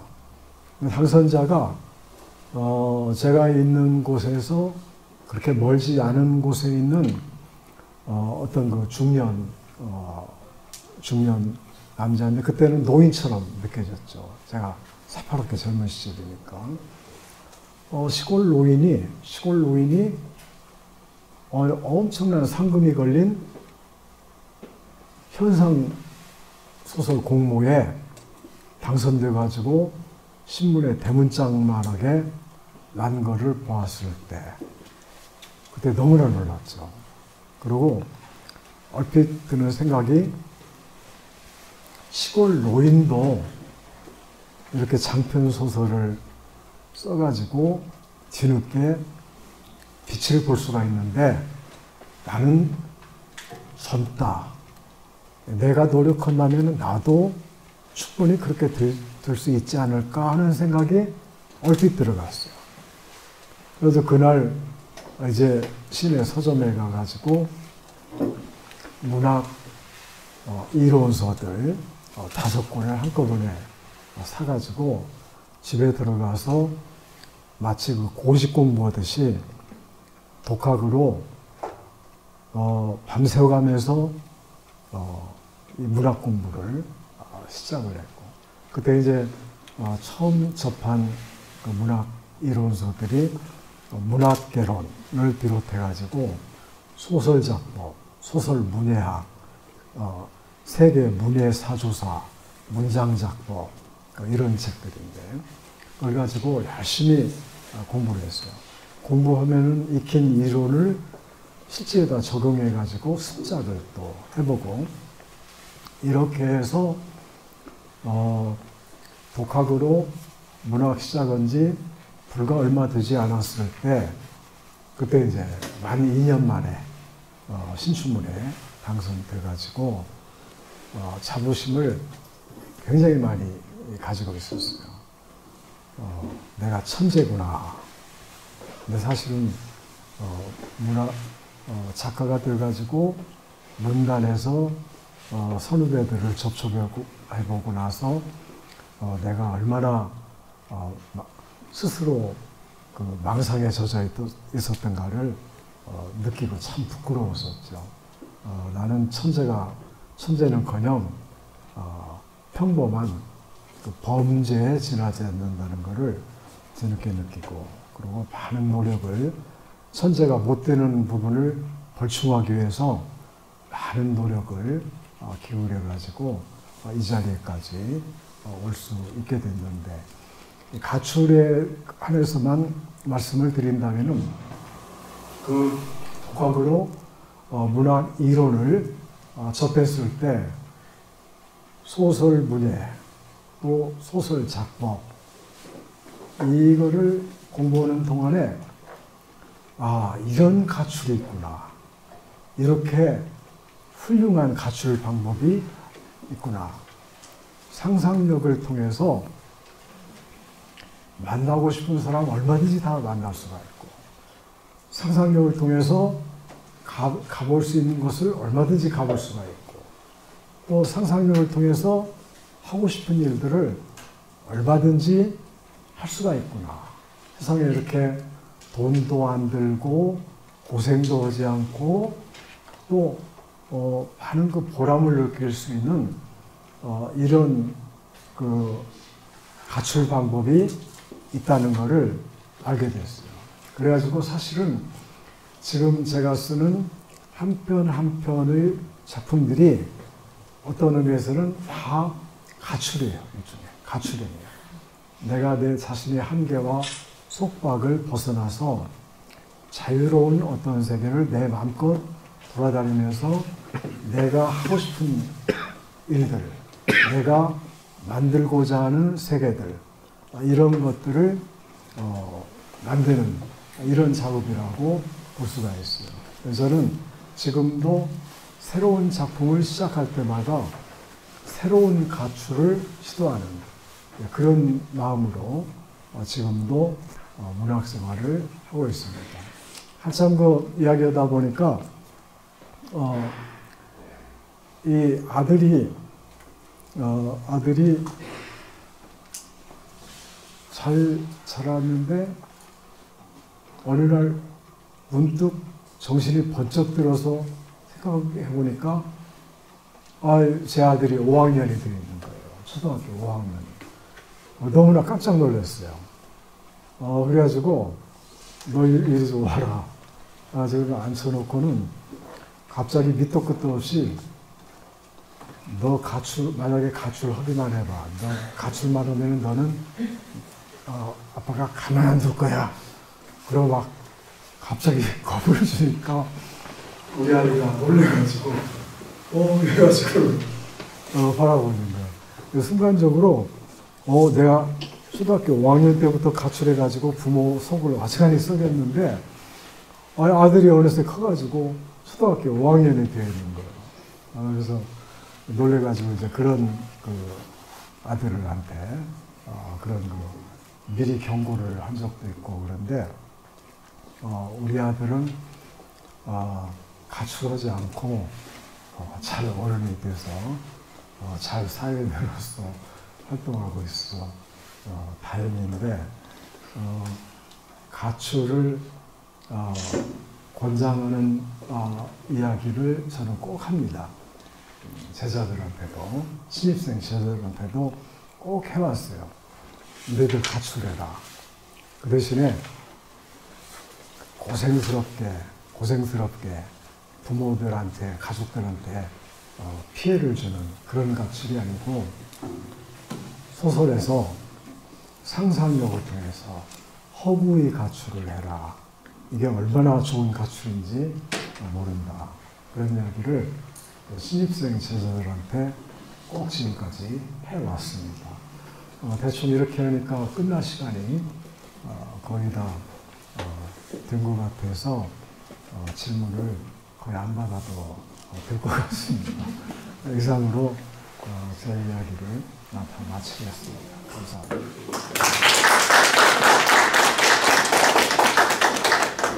네, 선생님, 긴 시간 동안 난 왜 쓰는가, 어떻게 작가가 되었는가 하는 그 굉장히 큰 주제를 고백과 가출이라는 두 가지 키워드를 중심으로 아주 진솔하고 또 진지하고 또 무거운 내용을 담고 있는, 의미를 담고 있는 말씀을 해주셨습니다. 이야기에 빠져서 시간이 가까이를 정말 흥미진진하게 잘 들었고 얘기를 들으면서 초등학교 때 가출한 이야기를 들으면서 가슴이 조마조마했었습니다. 왜냐하면 전쟁 직후고 험한 시절이어서 그러다가 요즘 그 뉴스에 나오는 형제 복지원 같은 데 있지 않습니까? 옛날에 그런 데 훨씬 많았거든요. 실제로 저는 선생님보다 훨씬 연배가 아래지만 제가 어릴 때만 해도 그런 데 굉장히 많았어요. 막 이제 양아치 집단들도 있고 막 끌고 와서 애들 이제 시키고 이런, 그래서 그런데 끌려가시지 않았나 그러고 조마조마해서 얘기를 듣는데 아니나 다를까 소매치기 집단에 가셔서 중앙선에서 실습하다가 탈출하신 얘기 듣고 한편의 소설을 읽는 듯한 아주 흥미진진한 해골단이셨습니다. 정말 천행입니다. 그때 나쁜 집단에 가셔서 탈출 못했으면 저희가 어떻게 훌륭한 작가를 한국 문학사에서 계속 이렇게 만나뵐 수 있었을까. 천행이라고 생각하고요. 그때 그 반공 학생들에게 제가 대신 감사 인사를 전하고 싶은 그런 심정입니다. 아주 다행이었다고 생각합니다. 선생님께서 이제 이 청중들 질의가 곤혹스럽다고 말씀하시지만 그래도 선생님을 직접 이렇게 뵙기 위해서 사전 예약까지 하고 오신 분들에게 질문할 기회를 박탈하는 것은 또 너무 박절한 것 같습니다. 그래서 혹시 청중 앉아 계신 청중, 사실은 선생님 죄송합니다만 이 줌으로 듣고 있는 청중들도 이미 질문을 보내고 계셔서 제가 이미 몇 개를 받고 있는데요. 선생님 너무 오랫동안 괴롭히지는 않겠습니다.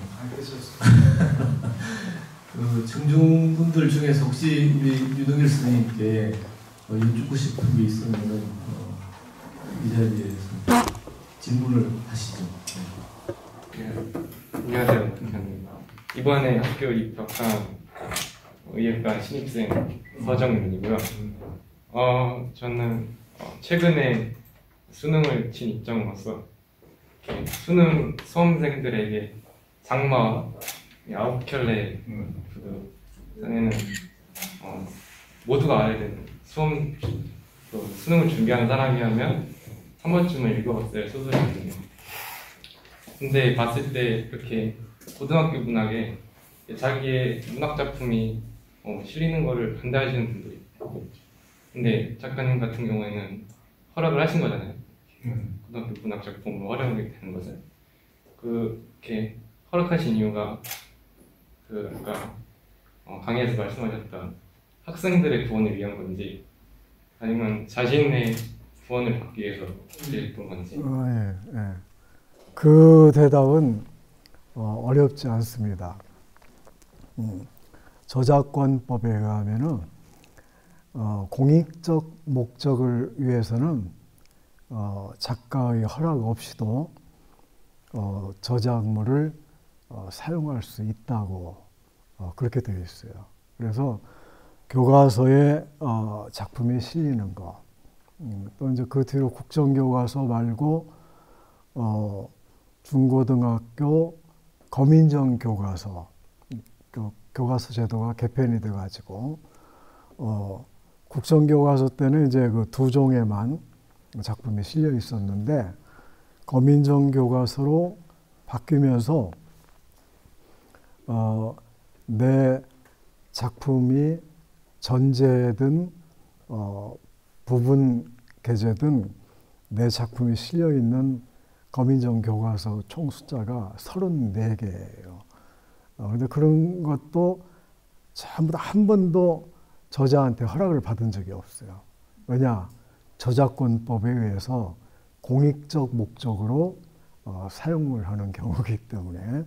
그래서 그거는 뭐 어떤 그 구원의 문제하고는 상관없이 이루어진 일인데, 거기 교과서에 실린 그 작품을 쓸 때는 나 자신을 구원하기 위해서 또는 간접 체험을 대상인 누군가를 구원하기 위해서, 해방시키기 위해서 주로 이제 그런 목적으로 쓰였고, 그 작품에 공감하는 독자들한테는 이제 같이 동질감을 형성을 해가지고 내가 느끼는 구원감이 그 독자들한테도 전해지기도 하고 이제 그러겠죠. 대충 그렇습니다. 수험 생활 때 작가님 소설 읽으면서 잠시나마 가출을 했었던 것 같아요. 예, 질문 감사드립니다. 또 다른 분 질문 하실 분이 계신가요? 그러면 줌으로 인터넷으로 듣고 계신 분들이 한 것 중에 몇 가지만 선생님께 좀 질문을 제가 대신해서 드릴까 합니다. 6가지 메모가 와 있는데 큰 질문도 있고 작은 질문도 있는데요. 좀 간단한 것부터 우선 좀 질문을 제가 대신 올리겠습니다. 이런 청중부 질문이 있습니다. 선생님의 작품 중에서 선생님께서 가장 애착을 느끼시고 있는 작품이 있으면 뭔지 알고 싶습니다. 이렇게 질문합니다. 공교롭게도 요 박경림 문학상 수상 홍보를 받은 뒤부터 이 질문을 지금 여러 번 받고 있어요. 여기 기자 인터뷰 때도 받고, 또 이 온라인을 통한 청중으로부터도 같은 질문을 받기도 하고 그랬는데, 아마 어떤 면에서는 좀 독자들 입장에서는 좀 의외라고 생각하실 분도 계실지도 모르겠는데, 애착을 이야기하면은 저는 제 작품 가운데 소라단 가는 길이라는 연작 소설 이거를 가장 애착이 되는 작품으로 그렇게 이야기를 하고 싶습니다. 이 소라단 가는 길은 환갑 나이를 목전에 두고 스스로 내 환갑 나이를 자축하는 의미에서 기획을 하고 집필을 시작한 것이 바로 이 소라단 가는 길이라는 그런 작품입니다. 그 전에도 이제 단편적으로 내 자신의 직접 체험을 많이 소설로 다루었지만은, 그때는 이제 이 상상력에 의한 허구가 직접 체험과 많이 덧붙여진 그런 경우였어요. 그런데 이 소라단 가는 길에 등장하는 작품들은 거의 직접 체험의 세계가 거의 고스란히 노출되어 있고, 그리고 자전 소설의 요소가 가장 강한 작품입니다. 내 60평생을 정리하는 의미에서 아직 그동안에 다 정리하지 못했던 가슴 아팠던 과거, 아직도 내 내면에서 풀리지 않는 응어리로 남아있는 그런 어린 시절 과거, 이런 것들을 환갑 나이에는 다 털어내고 싶었어요. 그래가지고 시작한 것이 이제 소라단 가는 길 연작이고, 그리고 그 그 작품을 끝냈을 때 비로소 나는 이제 홀가분한 짐을 다 벗었으니까 이 홀가분한 몸과 마음으로 이제 앞으로 쓸 작품은 뭔가 좀 지금까지와는 다른 세계를 향해서 나갈 수가 있겠구나 생각했던 것이 바로 서로라는 길입니다. 그래서 어떤 작품보다도 자전적 요소가 강한 직접적인 세계를 다룬 그런 작품이기 때문에 애착이 많이 가기도 하고 또 한 가지는 그 작품이 좀 독자들한테 많이 읽히기를 바랐어요. 그런 의미 있는 내 인생에서 의미 있는 작품이기 때문에 그런데 유감스럽게도 그 작품이 독자들한테 별로 그렇게 읽히지를 못했어요. 그래서 마치 그 못난 자식 둔 부모 심정처럼 꼭 아픈 손가락 같은 그런 느낌을 가지고 있기 때문에 특히 더 이 서로단 가는 길에 애착을 많이 가지고 있습니다. 다음 질문은 아주 대독자가 보내신 것 같은데요. 문신이 전부 5권으로 완간된다고 했는데 현재 3권밖에 나오질 않아 기다리고 있습니다. 언제 완간이 되는지, 왜 출간이 늦어지고 있는지 알려주실 수 있으신가요? 라고 질문이 들어왔습니다. 박경희 선생님하고 박경희 선생님 생전에 3가지 약속을 나눴는데 뭐 손가락 걸고 약속은 안 했지만은 손가락 걸고 한 약속 못지않게 수없이 그 덧풀이 된 약속입니다. 첫째로는 자꾸 이 첫째와 둘째가 헷갈리는데 사실은 그 첫째 약속은 큰 작품을 쓰겠다. 큰 작품 써라. 예, 쓰겠습니다. 첫 번째 약속이었고 두 번째 약속이 이제 어제는 내가 착각을 해가지고 첫째와 둘째를 바꿨는데 둘째 약속이 아파트에서 살지 말아라. 예, 그러겠습니다. 작가는 전원에서 땅을 밟고 흙을 만지고 생명을 다루면서 살아야 제대로 된 작품을 쓸 수가 있다. 빨리 아파트 생활 접어라. 예, 그러겠습니다. 세 번째가 이제 선생 빨리 그만둬라. 그 약속인데,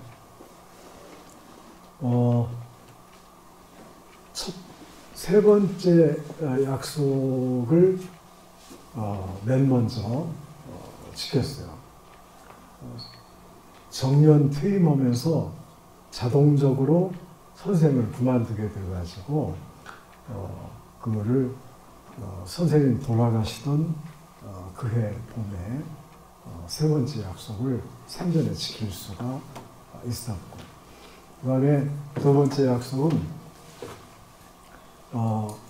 선생님 돌아가시고 나서 얼마 지난 다음에 이제 드디어 시골로, 고향에 가까운 시골로 돌아가서 전원 생활을 하면서 이제 선생님이 뭐 때문에 그렇게 생명, 그 생명 종합성에 대해서 강조하셨는가를 비로소 이제 몸으로 체험하는 그런 생활을 시작을 할 수가 있게 됐고, 사실은 지금도 약속을 못 지키고 있는 게 첫 번째, 큰 작품을 써라.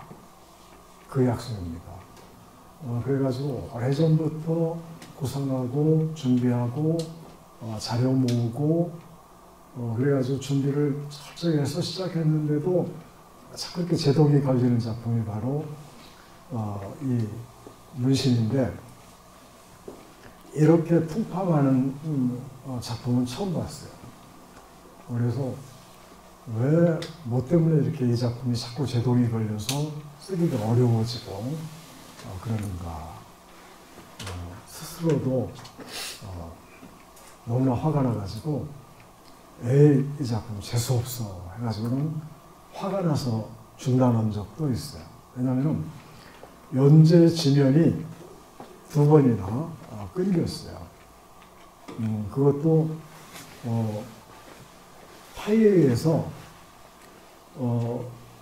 그 잡지 발행사가 자진 폐간을 해가지고 연재가 중단됐고, 그리고 출판권을 되찾아오는데 또 많은 시간 싸워야 됐고, 그 다음에 또 어렵게 한참 시간이 지난 다음에 다시 2번째 연재에 들어가는데 조금 연재하고 나니까는 이 출판사도 또 잡지를 폐간을 해버렸어요.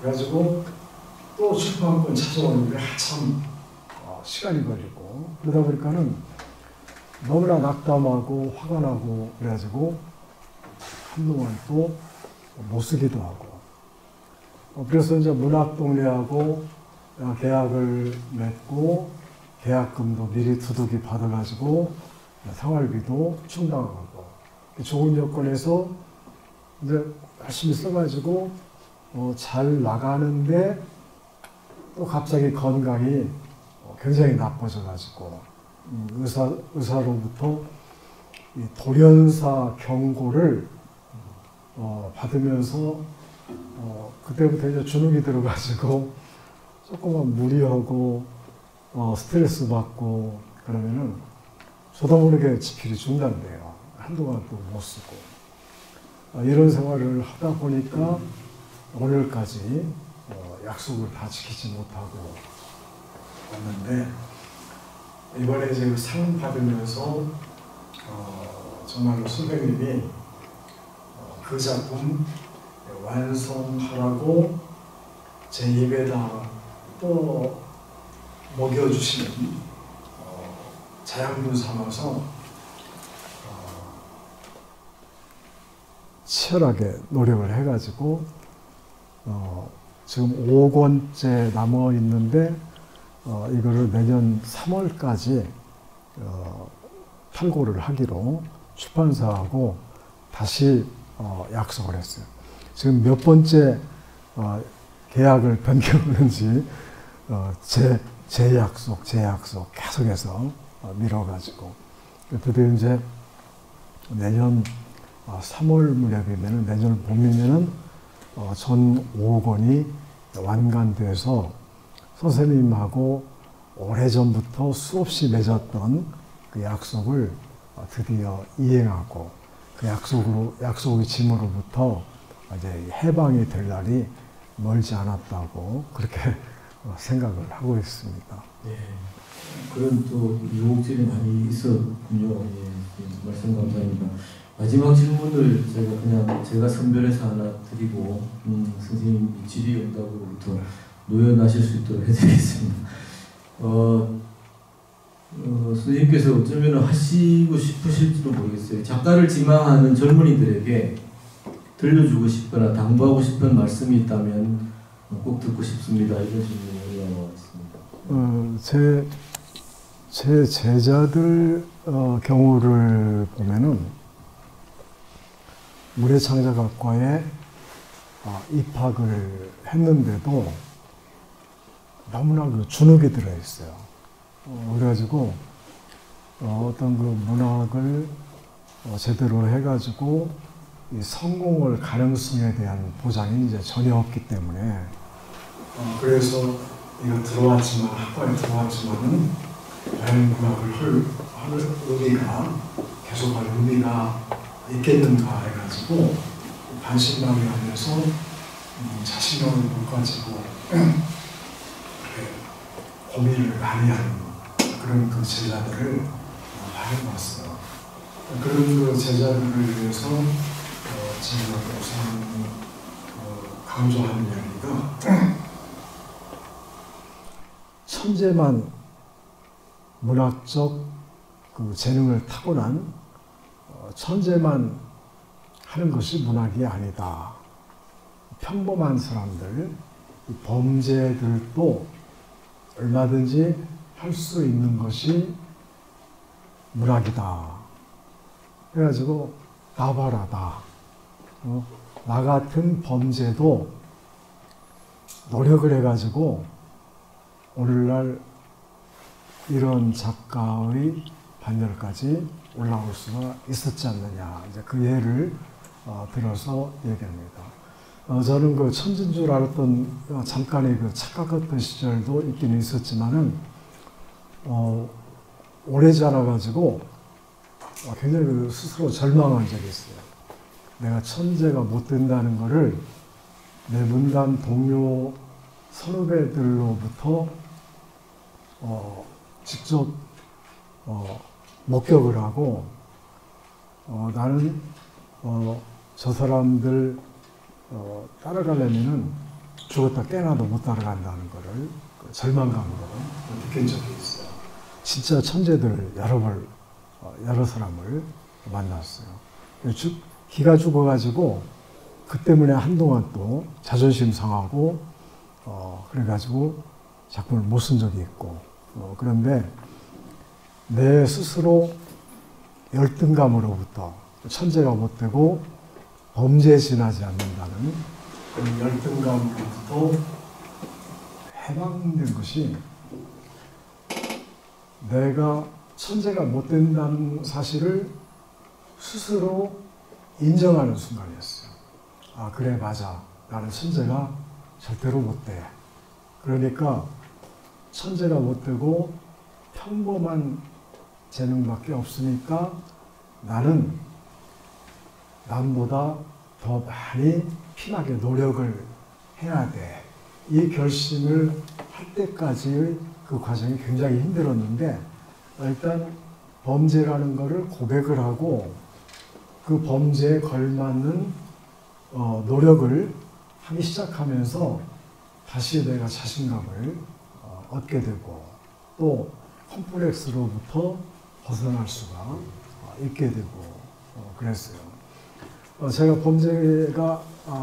범죄라는 사실을 가장 현대 과학적으로 밝혀준 사람이 어느 대학 부속병원 전문 그 의사입니다.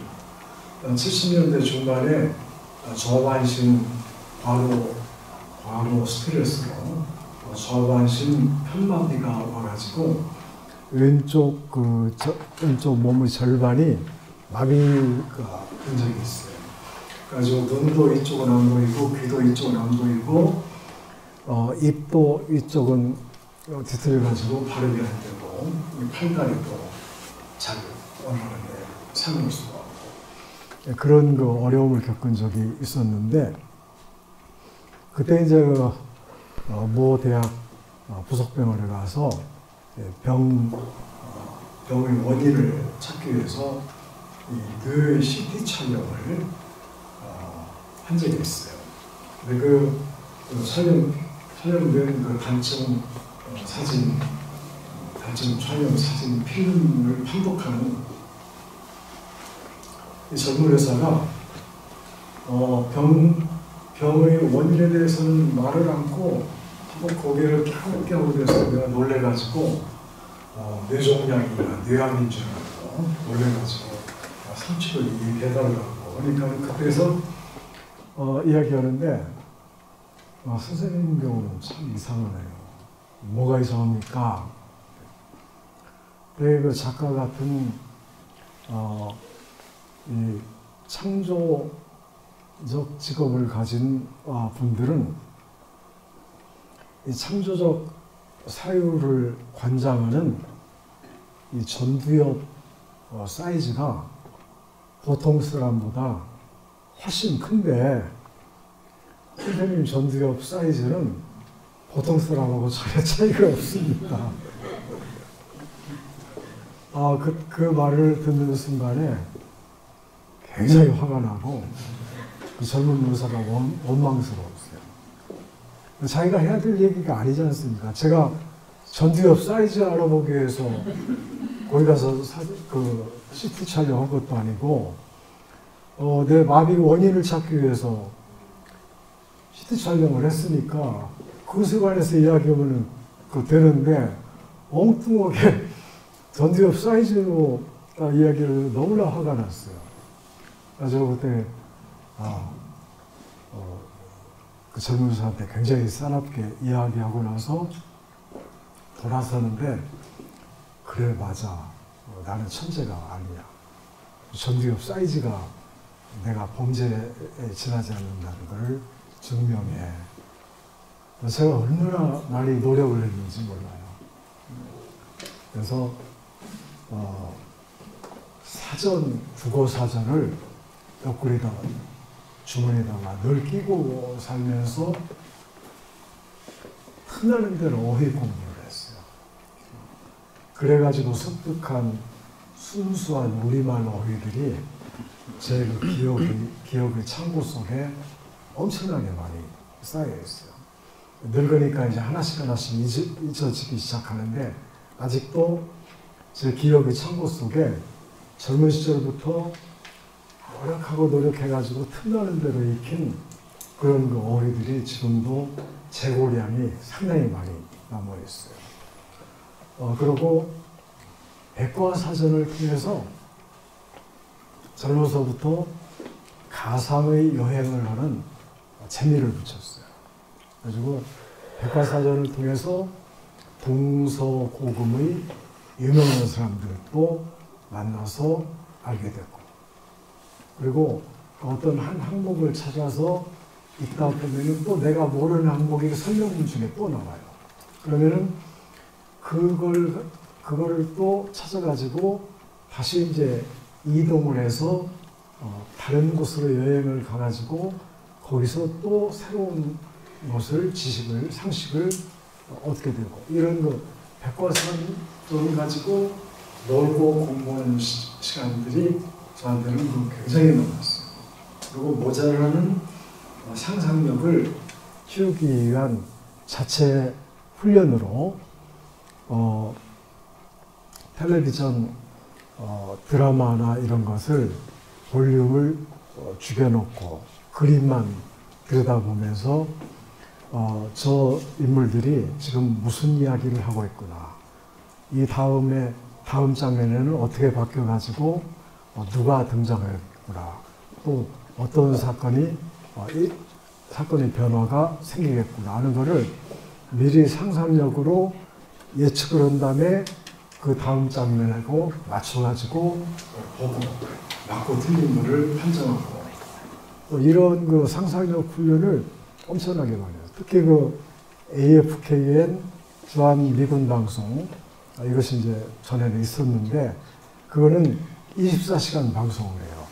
그러니까 새벽에 잠 안 오고 할 때는 그 방송을 틀어놓고, 영어는 낮에 배운 영어는 밤에 못 써먹고, 밤에 배운 영어는 낮에 못 써먹으니까 볼륨을 줄여놓고, 그리고 이제 그림만 이렇게 열심히 들여다보는 거예요. 그러면서 상상을 계속해서 하는 거예요. 그리고 다음 장면에서 내 상상이 어느 정도 맞아 떨어지는가를 검증을 하고, 그런 생활을 오래 하다 보니까 나중에는 그 예측이 굉장히 잘 맞아 떨어지게 돼요. 그래서 이런 식으로 상상력을 많이 키우는 훈련을 오랫동안 쌓아가지고 지금도 뭘 하나를 보면은 꼭 그 상상을, 예를 들어서 부처님의 자비로운 미소를 앞에서 보는 것으로 끝나는 것이 아니라 뒤로 돌아가서 앞모습과는 다른 뒷모습도 내가 직접 눈으로 관찰하고 하고 싶은 대로 한다면은 부처님의 밑바닥까지도 들여다보고 싶어요. 그런 걸 상상을 통해서 항상 결부시켜가지고 해석을 하고 관찰하고 해석하는 습관을 들이고, 이런 생활을 젊어서부터 오래 하다 보니까 비록 타고난 재능은 모자라더라도 어떤 그 성과에 이르게 되는 이런 거를 지금 직접 체험을 해서 저는 그 제자들한테 재능 때문에 고민하고, 또 장래의 그 불투명한 가능성 때문에 고민 많이 하는 제자들한테 오늘 이런 얘기를 꼭 맨 먼저 들려주고 그랬습니다. 이래서 답변을 하신 거예요. 그러니까 네, 천재적 능력보다는 끊임없는 그 작가로서의 노력이 훨씬 더 중요하고 값진 것이라는 말씀을 답변으로 해주셨습니다. 저희 그 질의응답이 곤혹스럽다고 하셨을 때 사실은 하나하나 정말로 정성스럽게 말씀을 해주셔서 감사를 드립니다. 남은 질문들이 몇 가지 있지만 선생님 답변 중에 다 포함되어 있는 것 같기도 하고 해서요. 질의응답 시간을 이것으로 마치겠습니다. 긴 시간 동안 선생님 이렇게 강연해 주시고 또 질의응답에도 성심껏 답변해 주셔서 진심으로 감사드립니다. 사실은 저는 이제 한국 현대문학이 전공인데 선생님 연배를 한국문학사에서는 보통 그냥 별칭으로 4.19 세대라고 부릅니다. 왜 그렇게 하냐면 이분들께서 되게 4.19가 일어났을 때가 되게 20살 전후이고 되게 60년, 65년을 즈음해서 문단에 앞서거니 뒤서거니 등단하고 해서 그냥 별칭으로, 별칭이지만 또 나름 또 의미를 가진 그 4.19 세대 문학자들이신데요. 이분들이 벌써 이제 70대 후반, 80대 초반으로 가시고 또 어떤 분들은 일찍 작고하신 분도 있고 또 굉장히 빛나는 그 주목을 받았으나 또 일찍 절필하신 분들도 계시고 그렇습니다.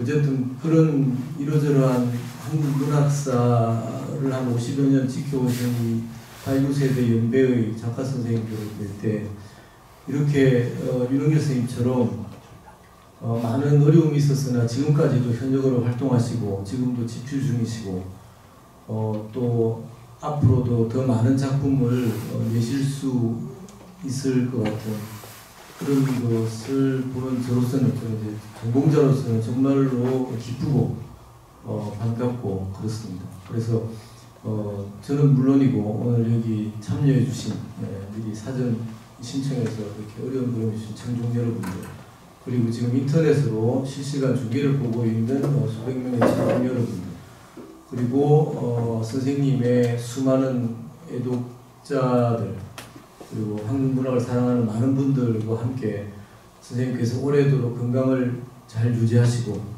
더 왕성한 창작 활동을 해주셔서 저희들과 작품으로 만날 수 있도록 이렇게 해주셨으면 고맙겠습니다. 오늘 윤석열 선생님 모시고 진행한 이 초청 강연 이것으로 마치겠습니다. 우리 큰 박수로 선생님께 감사의 인사드립니다.